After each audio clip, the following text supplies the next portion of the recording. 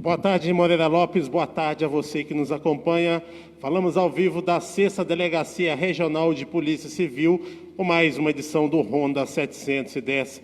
E novamente temos a satisfação de receber a delegada de Polícia Civil, doutora Adline Ribeiro, que vai falar para a gente sobre um crime que chama a atenção aqui da população, da Polícia Civil, de toda a comunidade, pela barbaridade, que é o crime de abuso infantil, né, doutora? Boa tarde para a senhora. Boa tarde, Danilo. Boa tarde, Moreira. Boa tarde também a todos e a todas que estão aí nos assistindo e nos ouvindo.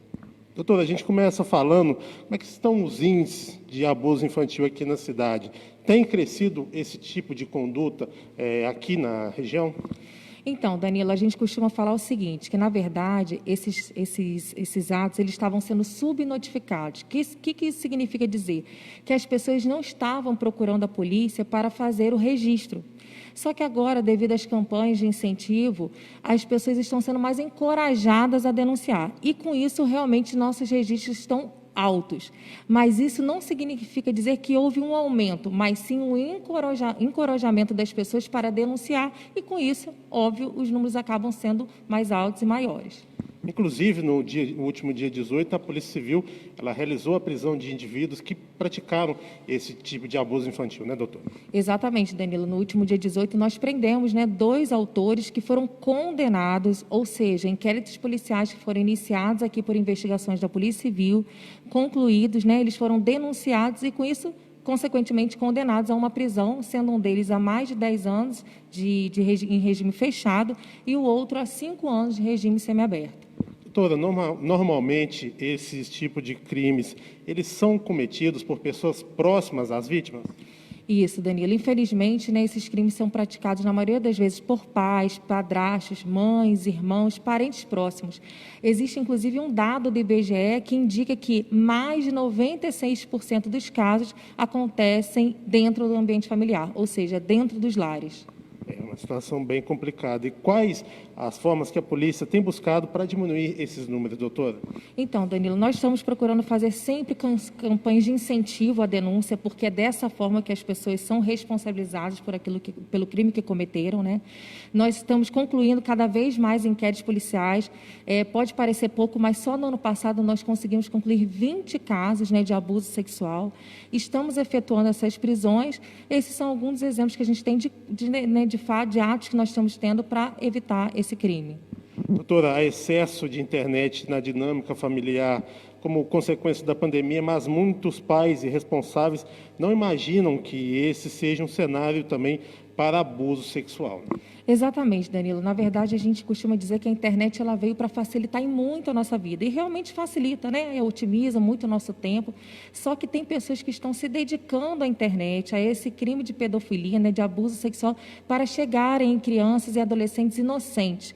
E os pais devem ficar muito atentos a isso, porque nesses tempos de pandemia, as crianças e adolescentes manipulam muito celulares, computadores, e isso aí realmente, vamos dizer assim, é um prato cheio para as pessoas que estão ali na internet usando ela para o mal. Doutora, também os crimes de abuso contra crianças e adolescentes estão em séries policiais, em filmes, ou seja, estão sendo divulgados também de forma correta a respeito do crime, mas também de forma equivocada? Exatamente, Danilo. Na verdade, a gente não pode esquecer que filme, é uma ficção, mas o abuso sexual é algo muito real que anda acontecendo por aí. Então, os pais têm que realmente vigiar tudo que seus filhos estão fazendo, acompanhar de perto, sabendo com quem eles andam, para impedir cada vez mais que esse tipo de crime aconteça. Qual a importância de pais, parentes, professores ficarem atentos aos sinais que as crianças podem apresentar caso venha a sofrer abuso infantil? Então, Danilo, na verdade, é exatamente isso. As crianças e adolescentes, eles normalmente, quase 100% dos casos, que é o que a gente vê aqui na delegacia, eles mudam o comportamento completamente quando eles são vítimas de abuso.